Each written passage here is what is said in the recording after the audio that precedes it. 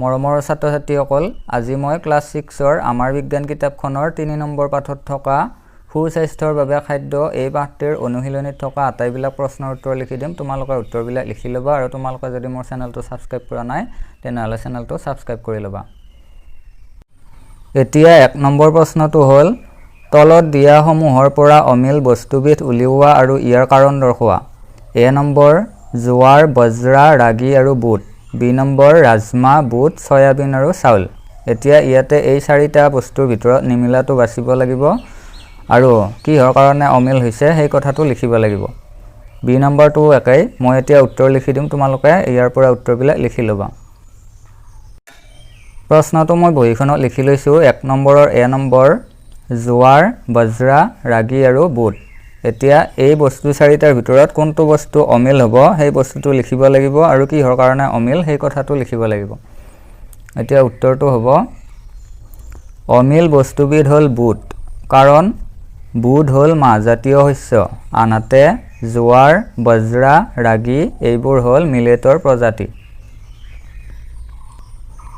এইবাৰ বি নম্বৰটো দিয়া আছে ৰাজমা বুট সয়াবিন আৰু চাউল উত্তৰ ইয়াত অমিল বস্তুবিধ হ'ল চাউল কাৰণ চাউল হৈছে কাৰ্বহাইড্ৰেটৰ উৎস আনহাতে ৰাজমা বুট আৰু সয়াবিন হ'ল প্ৰটিনৰ উৎস এইবাৰ 2 নম্বৰ প্ৰশ্নটো হ'ল ভাৰতবৰ্ষৰ পুৰণি আৰু আধুনিক ৰন্ধন প্ৰণালীৰ তুলনা কৰা এতিয়া মই উত্তৰটো লিখি দিম তোমালোকে লিখি লবা 2 নম্বৰ প্ৰশ্নটো মই ওপৰত লিখি লৈছো ভাৰতবৰ্ষৰ পুৰণি আৰু আধুনিক ৰন্ধন প্ৰণালীৰ তুলনা কৰা এতিয়া উত্তৰটো হ'ল উত্তৰটো মই চমুকৈ লিখি দিছো কিতাপখনত বেছি দীঘলীয়াকৈ আছে উত্তৰটো হ'ল পুৰণি কালত মাটিৰ চৌকাত মাটি বা পিতলৰ পাত্ৰ ব্যৱহাৰ কৰি ৰন্ধন কাৰ্য কৰা হৈছিল বৰ্তমান সময়ত ৰন্ধনৰ বাবে বিভিন্ন সঁজুলি যেনে gas stove oven air fryer আদি ব্যৱহাৰ কৰা হয় এইখিনি কথা লিখিলে হৈ যাব এইবাৰ 3 নম্বৰ প্ৰশ্নটো হ'ল সকলো সোৱাদযুক্ত খাদ্য পুষ্টিকৰ নহয় আৰু সকলো পুষ্টিকৰ খাদ্যই সোৱাদযুক্ত নহয় আলোচনা কৰা অলপমান দীঘলীয়াকৈ লিখিব লাগিব কাৰণ আলোচনা কৰিবলৈ কৈছে আলোচনা কৰা বুলি লিখিলে এই প্ৰশ্নবিলাকৰ উত্তৰবিলাক অলপ দীঘলীয়া হয় 3 নম্বৰ উত্তৰ সকলো সোৱাদযুক্ত খাদ্য পুষ্টিকৰ নহয় কাৰণ চিপছ পাপৰ আদিৰ দৰে জাংক ফুডবোৰ সোৱাদযুক্ত হ'লেও এই খাদ্যবোৰত অস্বাস্থ্যকৰ স্নেহ পদাৰ্থ থাকে এইবোৰত ভিটামিন খনিজ লৱণ আদি কম পৰিমাণে থাকে গতিকে এই খাদ্যবোৰ পুষ্টিকৰ নহয় আনহাতে শাক-পাচলি মিলেট আদি খাদ্যবোৰ বেছি সোৱাদযুক্ত নহয় যদিও এই খাদ্যবোৰত প্ৰচুৰ পৰিমাণে ভিটামিন খনিজ লৱণ আৰু আহযুক্ত খাদ্য থাকে গতিকে এইবোৰ পুষ্টিকৰ খাদ্য তোমালোকে যদি মোৰ চেনেলটো সাবস্ক্ৰাইব কৰা নাই চেনেলটো সাবস্ক্ৰাইব কৰি লবা আৰু ভিডিঅটো লাইক কৰি দিবা এইবাৰ 4 নম্বৰ প্ৰশ্নটো হ'ল তলত উল্লেখ কৰা তিনিবিধ খাদ্য সামগ্ৰীৰ তুমি কোনবিধ খাবা আৰু কিয় খাব ইচ্ছা কৰিবা এ নম্বৰ বটলত থকা ফলৰ ৰস বি নম্বৰ সতেজ ফলৰ ৰস সি নম্বৰ সতেজ ফল এই তিনিটা বস্তুৰ ভিতৰত তুমি কোনটো খাবলৈ বিচাৰিবা আৰু কিহৰ কাৰণে এই বস্তুটো খাবলৈ বিচাৰিবা তাৰ কাৰণ দৰ্শাব লাগিব এতিয়া মই উত্তৰটো লিখি দিম 4 নম্বৰ উত্তৰ মই খাবলৈ বিচৰা খাদ্য সামগ্ৰীবিধ হ'ল সি নম্বৰ অপচনত থকা সতেজ ফল কাৰণ সতেজ ফলত প্ৰাকৃতিক ভিটামিন খনিজ লৱণ আৰু আহযুক্ত খাদ্য এই উপাদানবোৰ প্ৰচুৰ পৰিমাণে থাকে এইবাৰ 5 নম্বৰ প্ৰশ্নটো হ'ল চেনি এবিধ শৰ্কৰাযুক্ত খাদ্য চেনিত আয়োডিন মিলালে নীলা ক'লা বৰণৰ নহয় ইয়াৰ সমৰ্থনত কাৰণ দৰ্শোৱা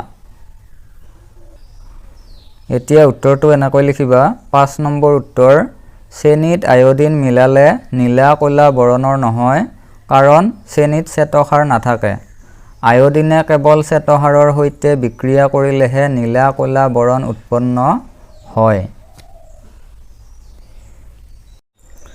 এইবাৰ 6 নম্বৰটো দিয়া আছে মিলেটবোৰক পুষ্টিকৰ খাদ্য হিচাপে গণ্য কৰা হৈছে। আমি কেৱল মিলেট খালেই শৰীৰত লাগতিয়াল পুষ্টিসমূহ পামনে? আলোচনা কৰা। 6 নম্বৰ উত্তৰ, আমি কেৱল মিলেট খালেই শৰীৰৰ সকলো লাগতিয়াল পুষ্টিসমূহ নাপাওঁ। কাৰণ মিলেটত ভিটামিন অতি কম পৰিমাণে থাকে। ইয়াৰ উপৰিও মিলেটত সকলো ধৰণৰ প্ৰ'টিন যথেষ্ট পৰিমাণে নাথাকে। মই যিমান পাৰি সিমান চমুকৈ তোমালোকক উত্তৰবিলাক লিখি দিছোঁ। ইয়াতকৈ আৰু চমুকৈ লিখি দিব নোৱাৰি, তোমালোকে এইখিনি কথা লিখিবই লাগিব। এইবাৰ 7 নম্বৰ প্ৰশ্নটো হ'ল শুদ্ধ উত্তৰৰ গ'লটো সম্পূৰ্ণকৈ পূৰ কৰা। 1 নম্বৰ, তলত দিয়া কোনটো ভিটামিন ডিৰ অভাৱত হয়? এ নম্বৰ দৃষ্টিশক্তি কমি যোৱা, বি নম্বৰ বেৰি, C number scurvy, D number rickets.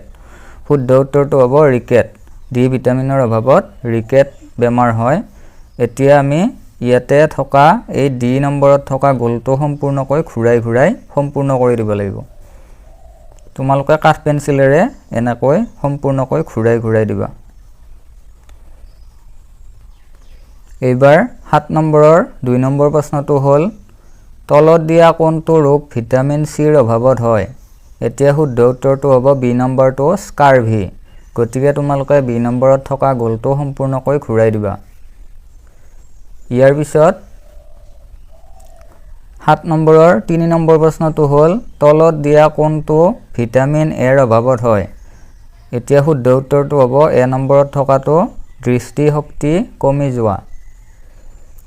এতিয়া এ নম্বৰত থকা গ'লটো তোমালোকে এনেকৈ ঘূৰাই দিবা। তাৰপিছত 4 নম্বৰ প্ৰশ্নটো হ'ল তলত দিয়া কোনটো ৰোগ ল'ৰ অভাৱত হয়? ল'ৰ মানে ল' বুলি ক'লে আইৰণ বুজায়। আইৰণৰ অভাৱত কোনটো বেমাৰ হয়? উত্তৰটো হ'ব এ নম্বৰ ৰক্তহীনতা। এতিয়া এ নম্বৰত থকা গ'লটো সম্পূৰ্ণকৈ ঘূৰাই দিবা। তোমালোকে যদি মোৰ চেনেলটো ছাবস্ক্ৰাইব কৰা নাই, চেনেলটো ছাবস্ক্ৰাইব কৰি ল'বা, ভিডিঅ'টো লাইক কৰি দিবা আৰু এই ভিডিঅ'টো তোমালোকৰ বন্ধু বান্ধৱীক শ্বেয়াৰ কৰি দিবা। এইবাৰ 8 নম্বৰ প্ৰশ্নটো হ'ল তলত দিয়া উপাদান সমৃদ্ধ খাদ্যবোৰৰ প্ৰতিটোৰে দুটাকৈ নাম উল্লেখ কৰা। এ নম্বৰ স্নেহ পদাৰ্থ, বি নম্বৰ শ্বেতসাৰ, চি নম্বৰ আহজাতীয় খাদ্য, ডি নম্বৰ প্ৰ'টিন। এতিয়া মই উত্তৰটো লিখি দিম, তোমালোকে ধুনীয়াকৈ লিখি ল'বা। 4 নম্বৰ প্ৰশ্নটো মই ওপৰত লিখি লৈছোঁ। তলত দিয়া উপাদান সমৃদ্ধ খাদ্যবোৰৰ প্ৰতিটোৰে দুটাকৈ নাম উল্লেখ কৰা। এতিয়া উত্তৰটো ইয়াৰ পৰা চাই লিখি ল'বা। উত্তৰ এ নম্বৰ স্নেহ পদাৰ্থ সমৃদ্ধ খাদ্য বাদাম, কাজু। দুটা লিখিব দিছে, গতিকে দুটা লিখিব লাগিব, দুটাতকৈ বেছি নিলিখিলেও হ'ব। তাৰপিছত বি নম্বৰ শ্বেতসাৰ সমৃদ্ধ খাদ্য আলু আৰু মাকৈ। তাৰপিছত চি নম্বৰ আহজাতীয় খাদ্য। আহজাতীয় খাদ্যৰ ভিতৰত পৰিব মাহজাতীয় শস্য, শাক পাচলি, সতেজ ফল মূল। ইয়াতে 3টা লিখা আছে, তোমালোকে 2টা লিখিলে হ'ব। তাৰপিছত ডি নম্বৰ প্ৰ'টিন সমৃদ্ধ খাদ্য গাখীৰ আৰু কণী। তোমালোকে যদি এতিয়ালৈকে মোৰ চেনেলটো ছাবস্ক্ৰাইব কৰা নাই, চেনেলটো ছাবস্ক্ৰাইব কৰি ল'বা আৰু ভিডিঅ'টোত লাইক কৰি দিবা।